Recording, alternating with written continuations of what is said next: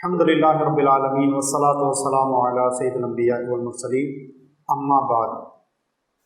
ایک اہم مسئلہ جو حج کے حوالے سے بہت سے لوگوں کو درپیش ہوتا ہے وہ ہے نمازوں کے قصر کرنے کا یا پوری نماز پڑھنے کا، کیونکہ عام طور پر 40 دن کے لیے پاکستان سے لوگ حج کے لیے جاتے ہیں۔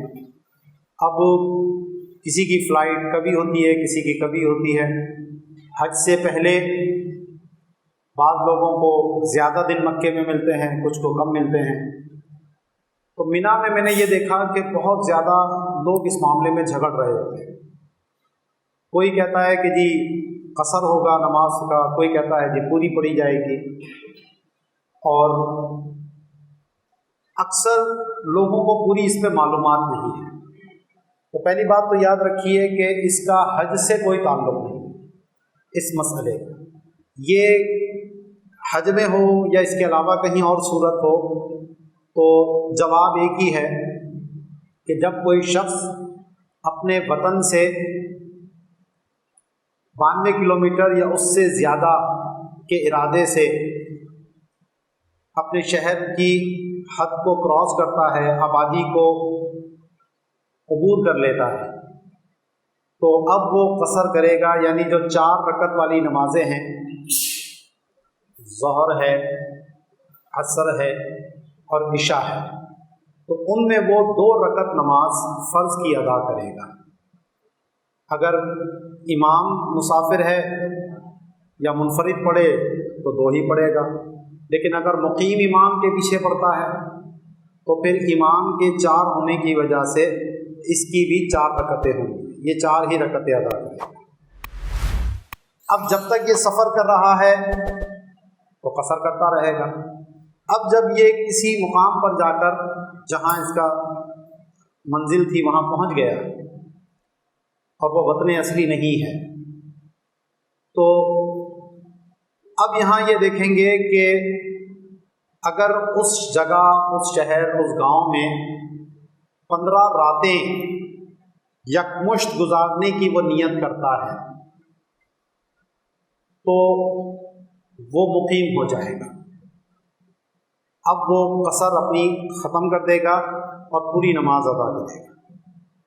اور اگر 15 راتوں سے کم کا اس کا ارادہ ہے،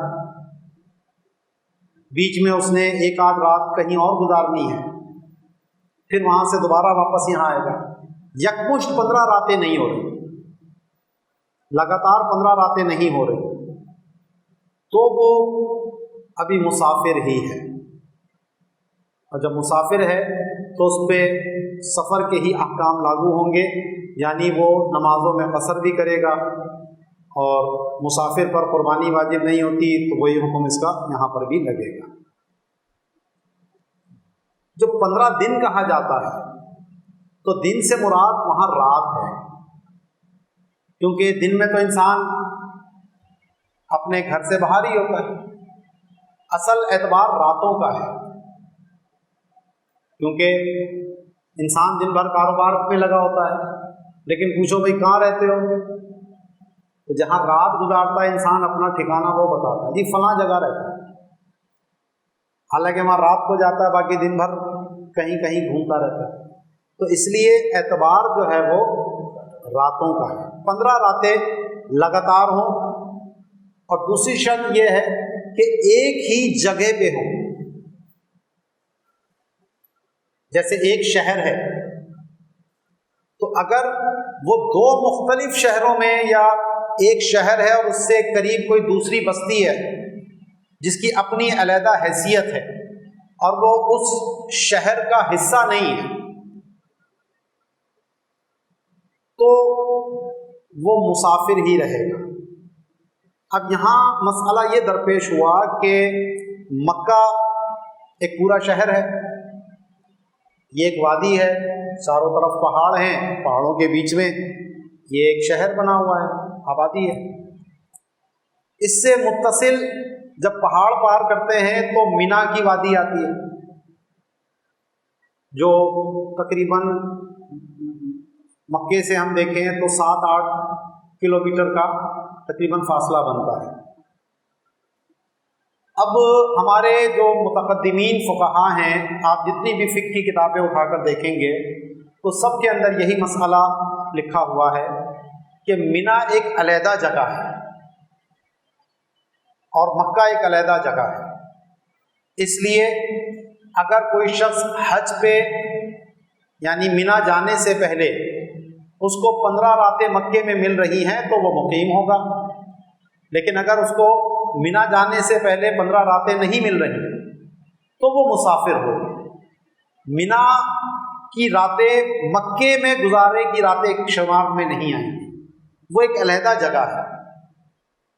تو اس لیے اس کی مثال انہوں نے ایسی دی جیسے کوفہ اور حیرہ 2 شہر تھے بالکل متصل ہیں، یا آج اگر ہم پاکستان کے حساب سے دیکھیں تو راولپنڈی اور اسلام آباد، راولپنڈی الگ شہر ہے، اسلام آباد ایک الگ شہر ہے۔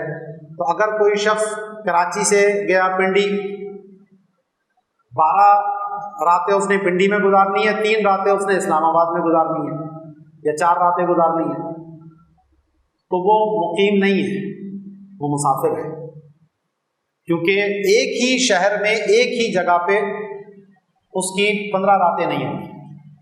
پنڈی کی اپنی ایک علیحدہ حیثیت ہے اور اسلام آباد کی اپنی ایک علیحدہ حیثیت، دونوں عرف میں الگ الگ شہر ہیں۔ تو ایسے ہی اس وقت کوفہ اور حیرہ جو تھے وہ 2 الگ الگ شہر تھے ایسے ہی قریب قریب بالکل۔ تو اس کی مثال ہمارے فقہا نے بیان کی کہ اگر کچھ دن وہ کوفہ میں گزارے، کچھ دن حیرہ میں گزارے، تو یہ یکمشتقت 15 دن ایک جگہ پر نہیں ہو رہے اس کے، تو وہ مسافر ہی رہے گا۔ تو اب منی ایک علیحدہ مقام ہے، تو اس لیے اگر مکے میں 15 دن نہیں ہو رہے تو وہ مسافر ہی قرار پائے گا۔ اب فی زمانہ کچھ علماء نے اس پر یہ بات کہی کہ جناب اب مکے کی آبادی بہت پھیل گئی ہے اور منی کے ساتھ ایک نئی آبادی بنائی جس کا نام عزیزیہ کا علاقہ رکھا گیا۔ ان کا جو ہے وہ بادشاہ تھا عبدالعزیز، تو اس کی مناسبت سے انہوں نے عزیزیہ نام کی وہ بستی بسائی ہے۔ اور پاکستانی جو ہمارے اکثر حاجی جاتے ہیں جو گورنمنٹ کے تحت، تو ان کی جو رہائش گاہ ہوتی ہیں وہ عزیزیہ کے علاقے میں ہوتی ہیں۔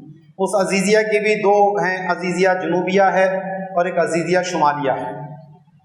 تو یہ بالکل منی ہے، منی کے پیچھے کی طرف ایک روڈ چل رہا ہے، وہ عزیزیہ کا مین روڈ کہلاتا ہے، اور اس روڈ کے ساتھ ایک پہاڑ ہے، پہاڑ کے دوسری طرف منی ہے۔ اچھا، درمیان میں انہوں نے ٹنل نکال دی ہے۔ پہلے ظاہر ہے یوں گھوم کے جانا پڑتا تھا، وہ جہاں رمی جمرات کرتے ہیں ہم، منی کا وہ اختتامی ایریا ہے، تو وہاں سے وہ پہاڑی علاقہ نہیں ہے، تو ادھر سے منی سے مکے کی طرف پھر آیا کرتے تھے، وہ راستہ ہوا کرتا تھا۔ باقی یہ جو درمیان میں ہے تو وہ ابھی بھی ظاہر پہاڑ موجود ہیں، تو اس کے لیے انہوں نے کیا کرا کہ ان پہاڑوں میں سرنگ نکال دی ہے، اور وہ سرنگ بھی کوئی چھوٹی نہیں ہے، تقریباً 700-800 میٹر یعنی 1 کلومیٹر کے لگ بھگ وہ سرنگ ہے۔ اسی طرح ایک دوسرا جو جہاں سے منی کا بالکل اختتام ہوتا ہے، تو وہاں پر بھی اونچا ایک پہاڑی تھی، چھوٹی پہاڑی تھی، تو اس کو انہوں نے بالکل یوں اونچائی کر کے روڈ بنا کر پھر وہ اترائی میں روڈ نیچے اترتا ہے، یعنی پہاڑی کے اوپر روڈ بنا کر ایسے بنا دیا، تو وہاں پر بھی کوئی آبادی نہیں ہے، درمیان میں پورا یہ روڈ ہے، روڈ پہ گاڑیاں چلتی ہیں، اس کے بعد یہ پہاڑ کے اندر سرنگ پار کر کے آپ منی میں پہنچتے ہیں۔ تو بعض علماء نے یہ کہا کہ جی کیونکہ منی سے آبادی بالکل متصل ہو گئی ہے اور اس لیے اب یہ ایک ہی شہر ہو گیا ہے۔ اور دوسری بات انہوں نے یہ کہی کہ جناب کیونکہ جو منی کے معاملات کی دیکھ بھال ہے وہ مکے کی بلدیہ ہی کرتی ہے۔ کچھ لوگوں نے وہاں خط لکھ کر وہاں سے پوچھا بھی تو جی انہیں بتایا کہ جو منا کے انتظامات ہیں، جو جسے بلدیہ کہتے ہیں، جیسے کراچی شہر ہے تو اس کے جتنے بھی علاقے ہیں ان سب کی صفائی ستھرائی اور دیگر سیوریج وغیرہ کے معاملات وہ ایک بلدیہ دیکھتی ہے، بلدیہ کراچی جس کو ہم کہتے ہیں۔ تو ایسے ہی وہاں مکے کی جو بلدیہ ہے وہی اس سب کے معاملات بھی دیکھتی ہے۔ تو اس کی بنیاد پہ انہوں نے کہا کہ جی جب چونکہ بلدیہ ایک ہی ہے تو اس لیے یہ بھی اس وقت دونوں موضع ایک ہی قرار پائیں گے، اور جب ایک ہی قرار پائیں گے تو اب مکے کی راتیں اور منا کی راتیں ملا کر اگر 15 دن ہو رہے ہیں تو وہ مقیم کہلائے گا، مسافر نہیں کہلائے گا۔ تو کچھ علماء نے یہ باتیں کہی اور اس وجہ سے انہوں نے فتویٰ دیا کہ جناب وہاں نماز پوری پڑھی جائے، قصر نہ کی جائے، لیکن ان کا یہ فتویٰ جو ہے وہ درست نہیں ہے۔ وجہ اس کی یہ ہے کہ آبادی کا اتصال جس طرح وہ کہہ رہے ہیں اس طرح نہیں ہے۔ درمیان میں پہاڑ موجود ہے اور کتنا لمبی سرنگ ہے وہ بھی میں نے آپ کو بتا دی۔ تو ہمارے فقہا نے واضح طور پر لکھا کہ جب شہر کے ساتھ بالکل آبادی متصل ہو تو قصر کرنے میں اس آبادی کے خروج کا بھی اعتبار کیا جائے گا، لیکن آبادی جہاں ختم ہو جائے اور اس کے بعد اگر درمیان میں کوئی خلا آتا ہے، خالی جگہ آتی ہے اور اس کے بعد پھر کوئی آبادی آتی ہے، تو یہ دیکھیں گے کہ اگر درمیان میں غلبے کی مقدار ہے، یعنی اتنی بڑی جگہ ہے خالی جگہ جس کو غلبے کی مقدار انہوں نے کہا، اور غلبے کی مقدار 400 قدم بنتی ہے، 400 قدم، تو 400 قدم اگر خالی جگہ آ گئی آبادی کے بعد، اس کے بعد پھر کوئی دوسری آبادی آ رہی ہے، تو اس آبادی سے تجاوز کرنا، اس آبادی کو عبور کرنا لازم نہیں ہے، آپ قصر شروع کر سکتے ہیں کہ اب وہ آبادی کا انقطاع ہو چکا ہے۔ تو یہاں پر 400 قدم اب کتنے بنیں گے؟ ایک قدم اگر آپ 1.5 فٹ کا لگا لیں، 2 فٹ کا بھی لگا لیں، کوئی لمبے قدم لے کے چلنے والا ہے، تو کتنے بن گئے وہ 800 فٹ۔ 800 فٹ کے کتنے گز بنیں گے؟ تقریباً 250 کے قریب۔ اور یہ جو میں سرنگ آپ کو بتا رہا ہوں کتنی لمبی ہے؟ ظاہر ہے اس سرنگ میں کوئی آبادی تو ہے نہیں، ٹھیک ہے نا؟ تو یہ تو اتنی بڑی لمبی سرنگ ہے۔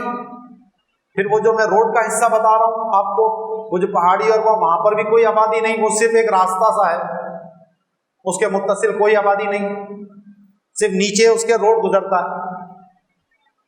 ہاں جو بن داؤد شیشہ والی سائڈ ہے جہاں منا ختم ہوتا ہے وہاں بالکل روڈ اس کے متصل آتا ہے، لیکن اس کے سائڈوں پہ وہاں عمارتیں موجود ہیں، تو اس طرف سے تو اتصال آ سکتا ہے، لیکن یہ جو پورا اتنا بڑا 3 میل لمبا اور 3 میل چوڑا جو منا کا میدان ہے، تو یہاں تو کوئی ایسی آبادی نہیں ہے، اور منا میں آج بھی آبادی نہیں ہے، سوائے چند دفاتر وغیرہ بنے ہوئے ہیں جو رابطہ عالم اسلامی کے ہیں، یا ایک آدھ کوئی ہاسپٹل ہے جو سارا سال رہتا ہے، لیکن ظاہر ہے وہ آبادی نہیں کہلاتی۔ عمومی آبادی آج بھی وہاں نہیں ہے۔ تو جو اس کا اسٹیٹس ہمارے فقہا نے جس طرح بیان کیا، آج اس میں بظاہر کوئی فرق نہیں پڑا ہے، تو اس لیے جو حکم فقہ احناف نے بیان کیا وہی حکم آج بھی برقرار رہے گا۔ دوسری بات جو انہوں نے بلدیہ والی دلیل پیش کی، تو یہ بھی انتہائی کمزور دلیل ہے۔ وجہ اس کی یہ ہے کہ ظاہر سی بات ہے کہ جس وقت ہمارے فقہا نے یہ مسائل لکھے تھے تو اس وقت بھی مکے میں کوئی نہ کوئی تو حکمران ہوتا تھا، بلدیہ کے نام سے نہیں ہوتا تھا، گورنر کے نام سے ہوگا، کوئی امیر کے نام سے ہوگا، اور ظاہر سی بات ہے کہ کوئی منا کے لیے علیحدہ سے امیر تو کوئی ہوتا نہیں تھا اس وقت۔ جو منا ہے، مزدلفہ ہے، عرفات ہے، تو جو مکے کا گورنر ہوتا تھا، مکے کا امیر ہوتا تھا، یہ سب اسی کے ماتحت آتے تھے، اسی کے اختیار میں آتے تھے۔ تو اس کے باوجود وہ اس دونوں جگہوں کو علیحدہ علیحدہ شمار کر رہے ہیں، تو صرف بلدیہ ایک ہو جانے سے دو جگہ ایک نہیں ہو سکتی۔ جیسے اس وقت بھی حکومت دو جگہ ہونے سے کوئی وہ ایک حکومت نہیں بن جاتی، وہ الگ الگ ہی رہیں گے۔ تو یہ دلیل بھی کافی نہیں ہے کہ جس کی بنیاد پر ہم منا اور مکے کو ایک آبادی قرار دیا۔ پھر یہاں ایک اور بات بھی ہے جس کی طرف میں نے دیکھا کسی نے بھی اس پہ کلام نہیں کیا۔ چلیں مینا کی آبادی کو ہم بالفرض مان لیتے ہیں کہ مکے کے ساتھ متصل ہے، اور یہ کہہ دیتے ہیں کہ یہ مینا جو ہے یہ فنائے مصر کے اندر آ جائے گا، اس لیے فنا کا بھی اعتبار ہوگا۔ لیکن اس مینا کے ساتھ مزدلفہ کا میدان بھی ہے، اور اس ایام حج میں ایک رات ہم نے مزدلفہ میں بھی گزارنی ہے۔ جو 9 کو میدان عرفات ہم جائیں گے، وہاں سے جب واپس آئیں گے تو یہ رات ہم نے کہاں گزارنی ہے؟ مزدلفہ میں گزارنی ہے۔ تو یہ مزدلفہ جو ہے یہاں تو کوئی آبادی متصل نہیں ہے، یہاں تو آج بھی آبادی قریب قریب نہیں ہے۔ چلیں مینا کا تو آپ نے وہ بات کر دی، تو مزدلفہ کا کیا کریں گے؟ تو اگر مزدلفہ میں تو ایک رات گزاری تھی آپ نے، 8 تاریخ کی ظہر پڑھ کے گئے تھے اور ایک رات گزاری، صبح 9 ہو گئی، 9 کو آپ میدان عرفات گئے، وہاں سے رات آپ نے مزدلفہ میں گزاری، تو ایک رات تو مینا سے باہر بھی گزر رہی ہے آپ کی، تو اس کا کیا حکم ہے؟ تو یہ تو کیا پھر مزدلفہ کو بھی آپ اس کے ساتھ شمار کریں گے؟ یعنی مینا جو ہے وہ مکے کا فنا ہو گیا اور یہ مزدلفہ اس مینا کا فنا ہو گیا، تو فنا در فنا کہاں تک چلے گا سلسلہ یہ؟ تو ایسی کوئی نظیر ہمارے فقہ کی کتابوں میں موجود نہیں ہے۔ اس وجہ سے صحیح مسئلہ یہی ہے کہ اگر آپ کو مکے میں 15 راتیں حج سے پہلے نہیں مل رہی تو آپ مسافر ہیں اور آپ مینا میں، مزدلفہ میں، میدان عرفات میں نماز قصر کریں گے۔ ہاں جب آپ حج سے فارغ ہو گئے اور واپس مکے آئے ہیں تو اب واپس آ کر پھر دیکھیں گے کہ اب آپ کی 15 راتیں مکے میں ہیں یا نہیں۔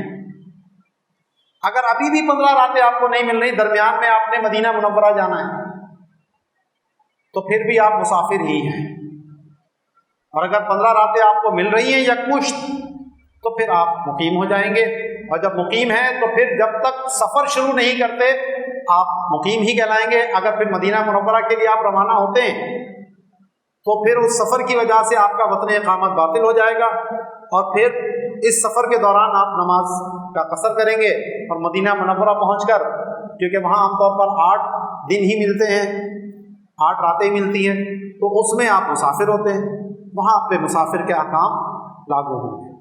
تو اس مسئلے کو اگر آپ اچھی طرح سمجھ گئے ہیں تو انشاءاللہ امید ہے کہ اب وہاں کوئی جھگڑا نہیں ہو، اور لوگوں کو اگر یہ چیز صحیح سے سمجھا دی جائے تو انشاءاللہ اگر کوئی مسافر ہے تو مسافر والی پڑے گا، مقیم ہے تو مقیم والی پڑے گا، اس میں جھگڑنے کی آپس میں کوئی ضرورت نہیں ہے۔ وما علینا الا البلاغ المبین۔